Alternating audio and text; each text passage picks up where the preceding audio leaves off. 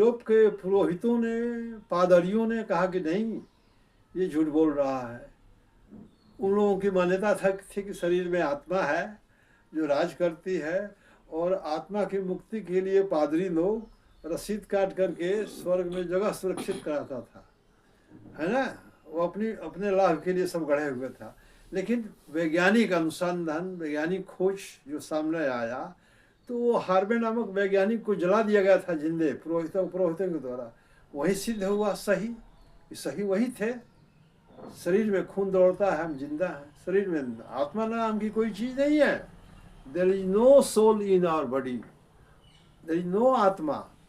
Blood का circulation हो रहा है, या छाती में मशीन है, फेफड़ा जिसे हम कहते हैं, हार्ट कहते हैं, दिल, वो मशीन की तरह काम कर रहा है। ब्लड का सर्कुलेशन हो रहा है, आ रहा है, जा रहा है, हम जिंदा हैं। जो ही सर्कुलेशन रुकेगा, ऑक्सीजन हमारा प्राणवायु है, ऑक्सीजन नहीं मिलेगा तो मुश्किल में हम पड़ जाएंगे। ये जीवन का सिस्टम बना हुआ है, जो पढ़ लिया हो जान चुका है। अब इसको भी लोग झूठ मानेंगे या मानते रहेंगे कि शरीर में आत्मा है, तो उनका न दोष है।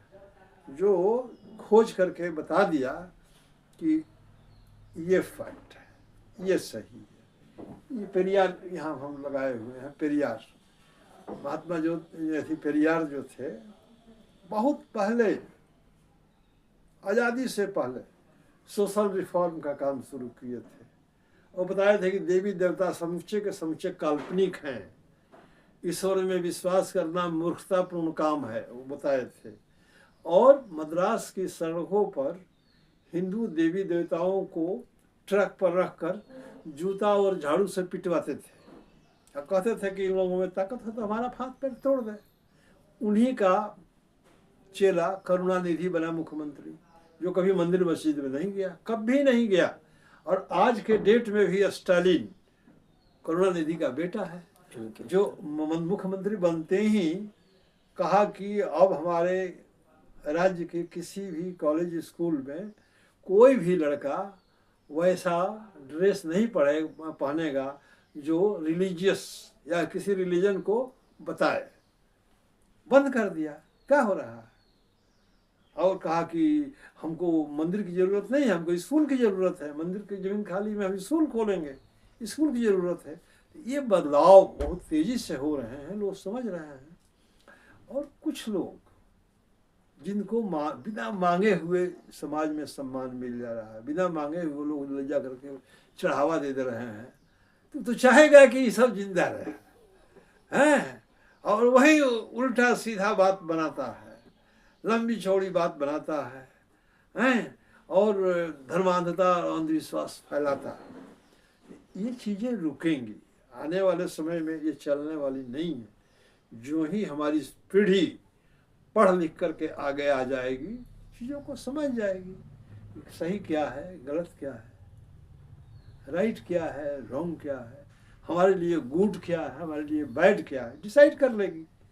तो इसलिए हमारा काम, हम लोगों का काम है पढ़ा देना, युवा पीढ़ी को समझा देना, ज्ञान दे देना। और ज्ञान ही एक ऐसा हथियार है जिसके बल पर वो अपने इन परंपरावादी, रूढ़िवादी, धर्मांधता, अंधविश्वास जैसी चीज़ों को वो काट करके अलग कर देगा।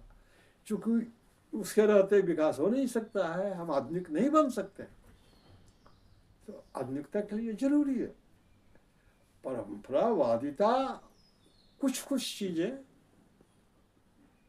जो चली आ रही हैं, जिनमें दम है, जिनमें मूल्य है, जो समझ में चीज़ें आती हैं, जैसे बड़ों को सम्मान देना, हालांकि घटा है, लेकिन अभी भी हमारी संस्कृति में वो चीज़ है, बड़ों को सम्मान देते हैं। प्रेम, भाईचारा, ये ऐसे हमारे समाज के मूल्य हैं, परंपरावादी तरीके से चले आ रहे हैं लंबे समय से।